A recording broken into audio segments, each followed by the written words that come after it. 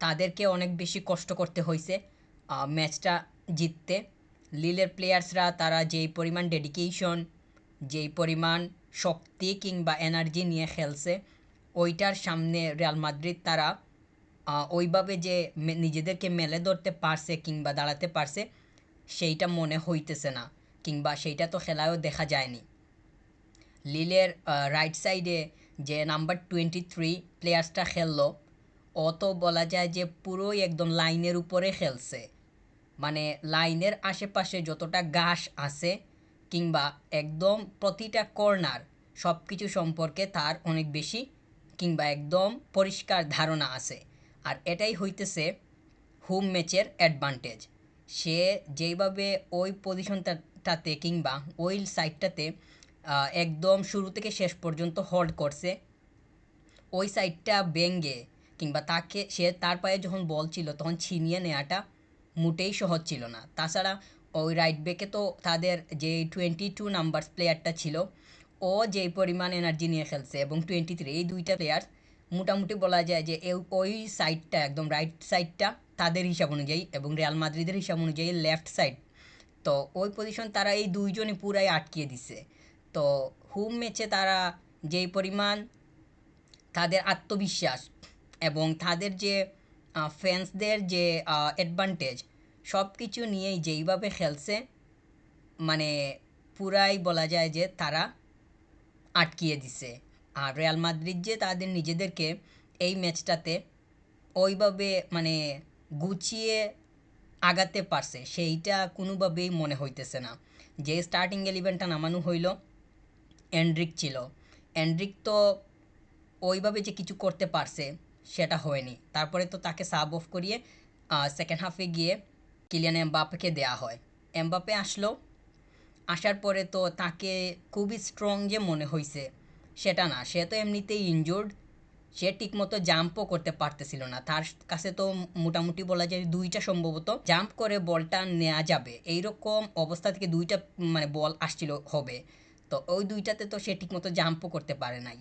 তো এইখানে যে তার শারীরিক দুর্বলতা কিংবা ফিজিক্যালিভাবে সে আনফিট কিংবা তার সমস্যা আছে, সেইটা পরিষ্কারভাবে বোঝা গেছে।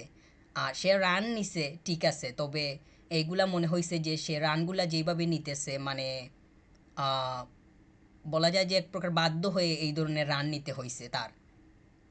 রিয়াল মানে রিয়াল মাদ্রিদ আজকে এমবাপ্পেকে যেইভাবে ব্যবহার করছে, আমার কাছে মনে হয় যে এইটা তার ইনজুরির সমস্যাটা আরও বাড়িয়ে দিতে পারতো। যদিও ম্যাচের মধ্যে তার ওইভাবে কোনো ধরনের আঘাত পায়নি কিংবা কোনো সমস্যা হয়নি, তো এইটা হইতেছে তার জন্য একটা ভালো খবর আর রিয়াল মাদ্রিদের জন্য স্বস্তির বিষয়। তাকে তো বলা যায় মোটামুটি বলা যায় যে রিয়াল মাদ্রিদের কোচ তিনি যেইভাবে নামাইছেন যখন, তখন তো লিল তারা মানে লিড অবস্থায় ছিল, তো লিডটা যেইভাবে ভাঙ্গা যায় ওই উদ্দেশ্যেই লুকা মদ্রিচ আর কিলিয়ান এমবাপ্পে এই দুইজনকে দেয়া হয়। ভিনিসিয়াস জুনিয়র সে তো যেইভাবে তার রুলটা প্লে করছে, বলগুলা সে সাপ্লাই করছিল, কিন্তু সাপ্লাইটা যে ওইভাবে কার্যকরী হয়ে উঠছে সেইটা হয়নি। সেকেন্ড হাফে গিয়ে যে খুব গুছালুভাবে তেমন কোনো অ্যাটাক রিয়াল মাদ্রিদ করতে পারছে সেইটাও মনে হইতেছে না। কয়েকটা অ্যাটাক হইছে, বলও গেছে, গুলার একটা হেড করছিল, এবং ওইখানে যেই হেডটা সে করছিল ওইটা মোটামুটি বলা যায় যে বলটা পুরোপুরি তার আয়ত্তেই ছিল। হেডটা যদি একটু মানে আঁকা বাঁকা যাইতো কিংবা সাইড দিয়ে যাইতো, তাহলে এইটা থেকে গোল পাওয়ার সম্ভাবনা ছিল। কিন্তু তাদের গোলকিপার অর্থাৎ লিলের গোলকিপার যেই পরিমাণ মানে কনফিডেন্স নিয়ে বারের সামনে কিংবা পোস্টের সামনে দাঁড়ানো ছিল, ওইটা ভাঙ্গা মানে একদম কঠিন তো ছিলই। আর শেষ পর্যন্ত তো সে প্রমাণ করে দিছেই এইটা একদম কঠিনই ছিল। তাদের ফ্যান্সদের যেই চাপটা কিংবা ফ্যান্স পুরো একদম 1 মিনিট থেকে শুরু করে, প্রথম মিনিট থেকে শুরু করে 90 মিনিট পর্যন্ত পুরোটা সময় তারা মানে ম্যাচটা মাতিয়ে রাখছে। এইখানেও রিয়াল মাদ্রিদ বলা যায় যে অনেকটাই মানে এই বিষয়টাও তারা মানে মানিয়ে নিতে পারেনি। তাছাড়া পরিবেশগত একটা বিষয় আছে যেইটাতেও রিয়াল মাদ্রিদের সমস্যা হচ্ছিল। উদাহরণ হিসাবে বার্সেলোনার সাথে মুনাকো যে ম্যাচটা খেলছিল মুনাকোর মাঠে, ওই ম্যাচটার কথা একটু বলি। তাহলে দেখা যায় যে ওই ম্যাচটাতে বার্সেলোনা কিন্তু অনেক সমস্যা ফেস করছিল। পরিস্থিতিগত যেই সমস্যাটা ছিল, রিয়াল মাদ্রিদ আজকে লিলের এগেইনস্টে এই একই সমস্যার মধ্যে পড়ছিল। এওয়ে ম্যাচ খেলাটা অনেকটাই কঠিন। মানে হুম যারা হুম ম্যাচ খেলে তাদের এগেইনস্টে খেলে পয়েন্ট বের করে নেওয়াটা এত সহজ বিষয় না। আর লিলের তো হুম ম্যাচ, তারা যেই পরিমাণ পজিটিভিটি নিয়ে খেলছে, প্রত্যেকটা পজিশনেই তারা মানে যথেষ্ট সব প্লেয়ারই বলা যায় যে তাদের যে বেস্ট পারফরমেন্সটা ছিল সেইটাই ডেলিভার করছে। তো এইটার সামনে রিয়াল মাদ্রিদের প্লেয়ার্সরা নিজেদেরকে মানে কোনোভাবেই সাজাতে পারেনি। তাছাড়া আমার কাছে মনে হয় যে রিয়াল মাদ্রিদের ডিফেন্স লাইনটা সলিড ছিল না। মিলিতাওকে তো সাব করানো হয়েছে, তো মিলিতাও যে ঠিকঠাক মতো দাঁড়াতে পারতেছিল সেটাও হয়ে ওঠেনি। আমরা অ্যাথলেটিকো মাদ্রিদের এগেনস্টে বা রিয়াল মাদ্রিদের যে লাস্ট ম্যাচটা তারা মাদ্রিদ ডার্বিতে মানে খেললো, ওইখানে তো তারা ড্র করছিল 1-1। তো ওই ম্যাচটাতে এদের মিলিতাও কিন্তু যথেষ্ট পরিমাণ হার্ড ওয়ার্কিং করে খেলছিল, এবং ওইখানে বলা যায় যে তার এনার্জি এর মোটা একটা সংখ্যা বা মোটা একটা অঙ্ক, মানে অনেক বেশি পরিমাণ এনার্জি ওইখানে তার লস হয়ে গেছিলো। তো ওই যে এনার্জিটা লস হয়েছে সেইটা কিন্তু আজকের ম্যাচটাতে এসে সে ঠিকঠাক মতো ডেলিভার করতে পারে নাই।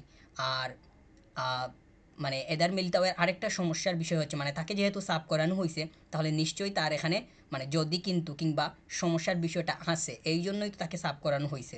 যদি সে ঠিক থাকতো তাহলে তো তাকে রাখাই হইতো।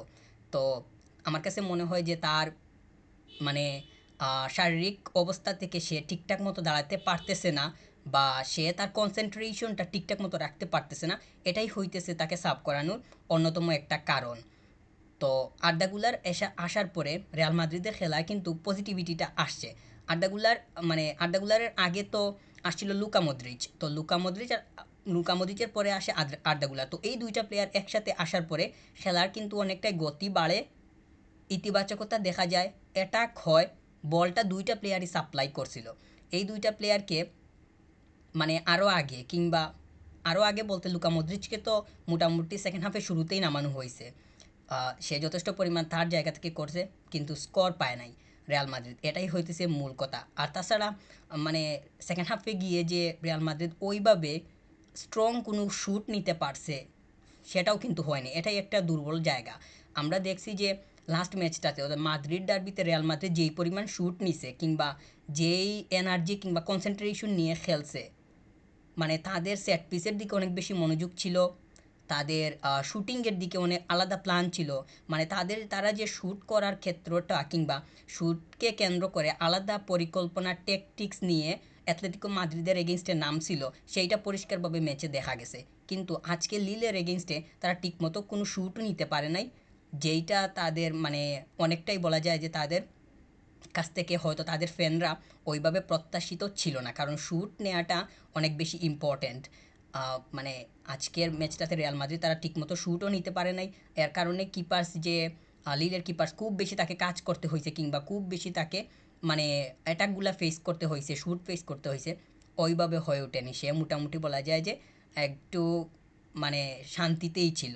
তাছাড়া তাদের ডিফেন্স লাইনটা তো সলিড ছিল, ওইটা ভেঙে যে মানে মাদ্রিদের অ্যাটাকাররা ওইভাবে ঢুকতে পারছে সেটাও হয়ে ওঠেনি। বেলিংহাম যথেষ্ট পরিমাণ হার্ডওয়ার্কিং ছিল, তাই সে বল সাপ্লাই করছে, বলটা মানে যেভাবে পারছে ছেড়ে দিছে, পাস করছে, এই দিকটা তার ঠিক ছিল। কিন্তু তার সাথে বালবার্দের কানেকশনটা কোনোভাবেই আজকে মিলে নাই, কমেন্টেটরও সেটা বলতেছিল। তো এই বিষয়টা কিন্তু মাদ্রিদ ডার্বিতে কিংবা তাদের যে আগের ম্যাচটা ছিল ওইখানে কিন্তু খুব ভালোভাবেই ফুটে উঠছে। মোট কথা তাদের মিডফিল্ডটা আজকে সলিড ছিল না, কিন্তু আগের ম্যাচটাতে ছিল। কিন্তু আগের পরিকল্পনাটা আজকের ম্যাচটাতে যদি কোনোভাবেই প্রতিফলিত কিংবা মানে ঠিকঠাক মতো এক্সিকিউট করা যাইতো তাহলে হয়তো পজিটিভ কোনো কিছু আসার সম্ভাবনা থাকতো। তাছাড়া তারা যদি মানে ভালো ভালো শ্যুট করতে পারতো তাহলে ওইখান থেকে গোল আসারও সম্ভাবনা মানে অনেক বেশি থাকতো বলেই মনে করতেছি, কারণ এই কিপারকে শ্যুট দিয়ে বিট করাটা অনেক বেশি কঠিন হইতো না। তারা তো শ্যুটই করতে পারে নাই, তাহলে কিভাবে বিট হবে এই কিপার? তো তারা রিয়াল মাদ্রিদ করতে না পারার পেছনে অন্যতম কারণ হইতেছে লিলের মিডফিল্ড ডিফেন্স তারা অত্যন্ত সলিড ছিল। তারা বলটাকে তাদের নিজেদের দখলে কিংবা বলটাকে মানে ডাইভার্ট করে এই পাশ থেকে ওই পাশে কিংবা নিজেদের মধ্যে পাস করে, মোট কথা তারা বিল্ড আপ করার বিষয়টাতে খুব বেশি মনোযোগ দিছে, তারা যে বলটা মানে পেছন থেকে সামনের দিকে ঠেলে দিবে কিংবা পাঠিয়ে দিবে, ওইখান থেকে সরিয়ে দিবে, এটা খুব ভালোভাবেই করতে পারছে। আর তাদের হোম ম্যাচ যেহেতু ছিল, তারা অনেক বেশি কনফিডেন্স ছিল, এখানে তাদের কোনো বেশি সমস্যাই হয়নি। তো শেষ পর্যন্ত রিয়াল মাদ্রিদ তারা তো 3 পয়েন্ট লুজ করলো। অ্যাওয়ে ম্যাচ ছিল, অ্যাওয়ে ম্যাচ থেকে পয়েন্ট নেওয়াটা একটু কঠিন। আর লিলের জন্য পজিটিভ অনেক বড় একটা দিক হচ্ছে, তারা তো প্রথমত রিয়াল মাদ্রিদকে হারাইছে যারা লিডিং চ্যাম্পিয়ন, আর দ্বিতীয়ত হচ্ছে তারা পয়েন্ট বের করে নিছে।